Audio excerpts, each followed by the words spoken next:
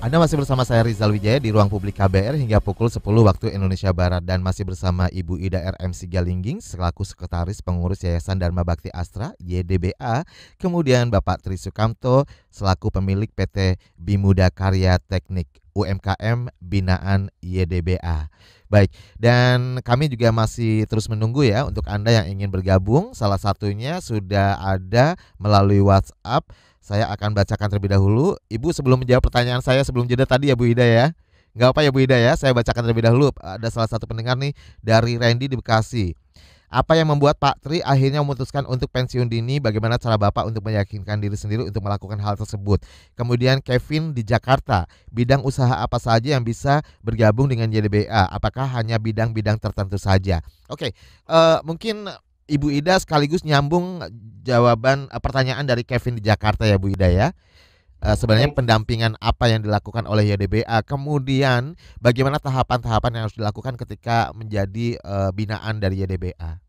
ya, baik. Jadi terima kasih untuk pertanyaannya. Jadi pertama tentu saja ketika kita membina UMKM, tadi yang dikatakan pertanyaan sekali menjawab pertanyaan ya, bahwa Mm-mm. ada 4 bidang sektor, yaitu bidang manufaktur, bidang bengkel, kerajinan kuliner, dan juga pertanian. Jadi kami memang memfokus kepada seperti itu.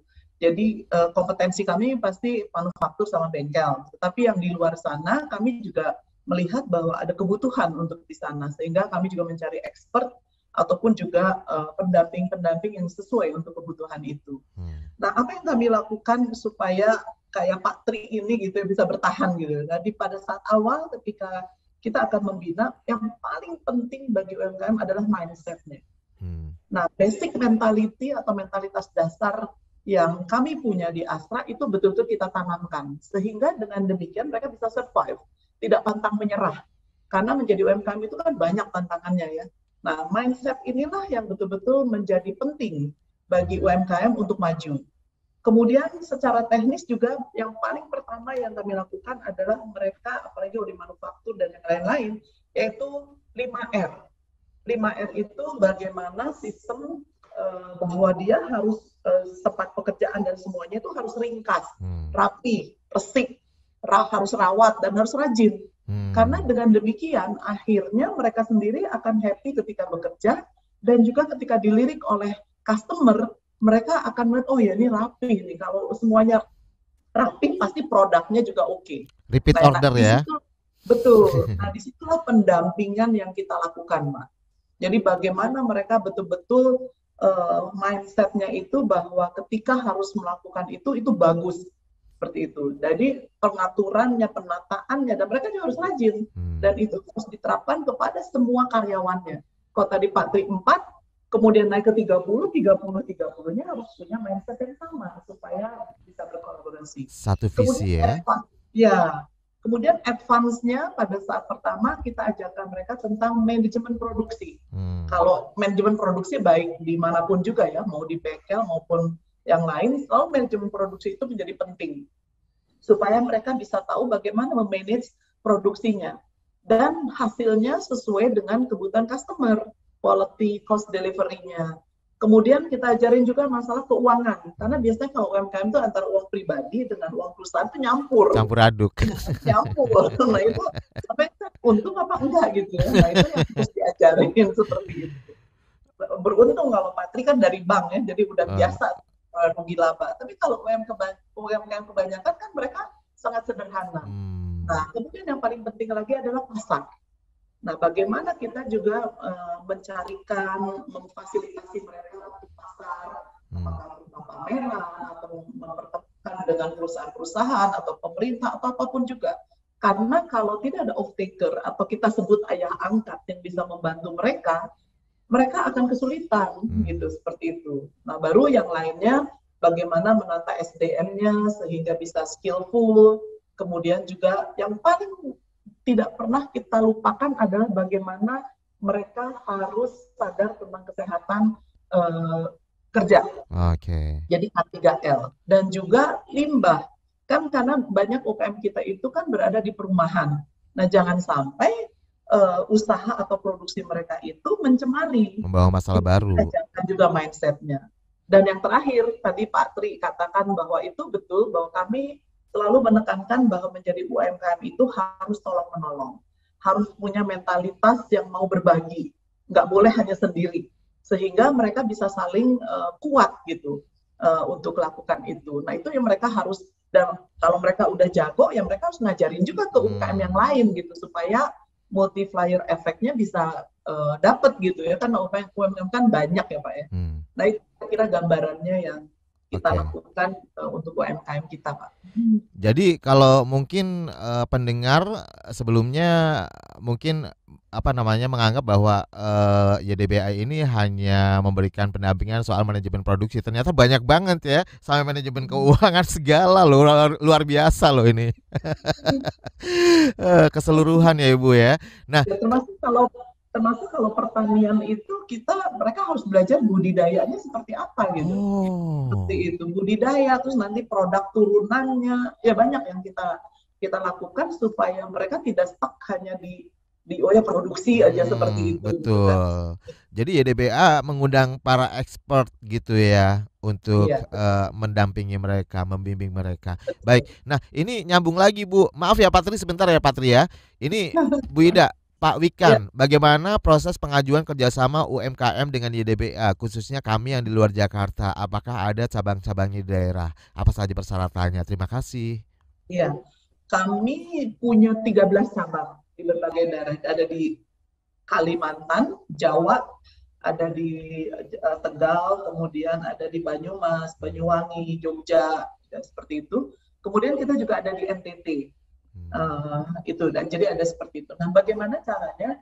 Kami memang punya persyaratan untuk bisa kami bina. Yang pertama adalah UMKM itu harus punya produk. Kami tidak mau yang hanya trader, karena trader itu kalau udah nggak laku, udah susah. Tapi mereka harus punya produk. Produk apa yang ingin mereka kembangkan? Karena itu penting supaya mereka benar-benar hidup matinya adalah di situ gitu ya. Kemudian minimal sudah 1 tahun berjalan. Kenapa 1 tahun? Karena biasanya kalau belum 1 tahun tuh masih bingung. Wah, masih ya Patri tadi kan belum tahu mau bagaimana dan sebagainya gitu. Tapi kalau 1 tahun itu dia, oh iya seperti ini nih, kekuatannya, kelemahannya udah bisa ketahuan gitu ya. Kemudian minimal mempunyai izin usaha untuk minimal perorangan lah seperti itu. Dan juga bergerak di bidang yang tadi, 4 sektor tadi gitu ya, yang tadi saya sudah sampaikan. Dan juga minimal sudah mengikuti pelatihan YDBA 1 kali. Supaya mereka juga bisa tahu bahwa ini loh yang kita lakukan gitu. Kami ingin lihat komitmen mereka terhadap hal itu. Itu kira-kira gambarannya. Jadi kita punya 13 cabang dan juga ada persyaratan yang tadi sudah saya sampaikan. Baik, sudah jelas ya Pak Wikan ya. Baik, dan kalau Pak Tri, ini pertanyaan dari Randy, boleh ditanggapi apa yang membuat Pak Tri akhirnya memutuskan untuk pensiun dini? Bagaimana cara Bapak untuk meyakinkan diri sendiri untuk melakukan hal tersebut supaya dapat menularkan, memberikan motivasi kepada pendengar kita ya? Baik, Pak Rizal dan pemirsa, memang cita-cita saya memang pinginnya kita itu, saya sendiri itu menjadi usaha Pak, pengusaha. Jadi karena tidak ada modal, jadi ya karyawan dulu enggak apa-apa gitu. Tapi saya tidak pindah-pindah bank Pak, jadi satu bank aja sampai pensiun gitu ya. Nah waktu itu pensiun dini Pak, setia usia ya? baru 42 tahun, tapi masa kerja sudah 20 tahun kan Pak. Jadi boleh untuk pensiun ini dan dapat modal itu. Memang modal itu waktu itu ya hanya 100 juta ya saya sebutkan ya. 100 juta padahal mesin itu ya saya buat inspirasi nih. Bahwa modal itu enggak selalu besar juga sebenarnya kalau di bidang usaha-usaha manapun. Karena kita sudah berkolaborasi ya Pak ya, sudah kenal dengan YDBA, sudah kenal dengan pemerintah daerah gitu Pak. Jadi dengan cirinya itu kalau mendapat kepercayaan dari perusahaan itu akan produk itu akan menambah dengan mesin mereka sebenarnya dari perusahaan itu, tapi dengan cara mencicil dan mencicilnya itu dari pekerjaannya yang kita bikin Pak. Jadi tidak dengan bank, tidak dengan orang lain, tapi dengan perusahaan yang memberikan pekerjaan. Jadi mencicilnya Jadi mesin produksinya dari mereka dan kita produksi, nah nyicilnya dari situ. Nah sebagian kita untuk bayar karyawan, ya sebagian kita untuk ada profit kita kantongin untuk investasi yang lain, gitu Pak. Nah itu tadi memang disebutkan oleh Bu Ida betul, bahwa mindset Pak yang kita rubah harus dari sayanya sendiri, dari pengusahanya sendiri, dan dari karyawan kita juga itu harus mindset harus jalan gitu Pak. Yang penting itu kan usaha. Apalagi saya sendiri sudah berhubungan dengan YDBA, dengan pemerintah daerah, dengan operasi. Yang penting nurut Pak, tidak ngeyelan Pak, gitu sih Pak. Tidak ngeyel, nurut dengan YDBA yang sudah istilahnya sudah internasional ya, dari Astra. Pekerjaannya link-linknya sudah ada Pak, dari Astra, dari perusahaan swasta lainnya ada. Yang penting kita nurut ngikutin trainingnya yang ada di JDBA Pak. Begitu saya sendiri ikut, terus karyawan-karyawan kita diikutkan, tadi yang disebutkan dari manajemen produksi, HRD-nya, keuangannya, itu ada trainingnya semua dari, jadi Pak sudah istilahnya kisi-kisi 60% itu sudah ada Pak, gitu Pak. Tinggal kita jalanin, nurut, tidak ngeyelan, ya itu insya Allah bisa berhasil Pak. Jadi begitu begitu dilepas udah bisa jalan sendiri gitu ya Pak ya, berat anak kecil gitu ya. Oke. Dan kita akan lanjutkan kembali, sebelumnya kita akan jeda terlebih dahulu dan nanti masih banyak juga pertanyaan yang belum saya bacakan. Ini kalau nggak salah kalau Tegal itu kan memang terkenal dengan Jepangnya Indonesia ya. Pak Tri ya. Jadi semangatnya luar biasa nih Pak Tri, nanti bisa terus bagikan kepada pendengar kita ya, karena banyak pertanyaan untuk Pak Tri juga dan kepada Bu Ida juga dari YDBA. Jangan kemana-mana, tetap di Ruang Publik KBR.